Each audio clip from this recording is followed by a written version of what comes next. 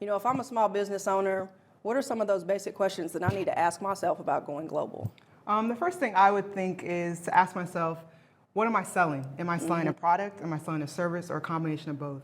And I say that because depending on which one you're doing, your infrastructure may be more complex or less complex. If you're selling a product, you have to think about the hardware itself, how you're transporting it. Now you're going across borders. If you're just selling a service, you could do that from your computer at home. So the level of complexity might be different.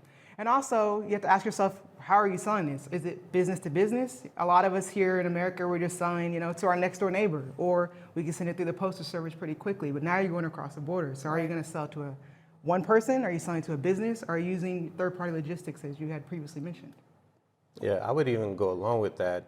Outside of that is knowing what market you're going into. There are unique things in these different countries that make them hard or more difficult to sell in that we're really not used to. For instance, in France, they have a circular economy law where, one of the things that tenants in the law is that they want to eliminate single-use plastics, right? And so if your product uses plastics that doesn't have recyclable plastics in it, that could add cost and a complication that may prevent you or encourage you to go into that market.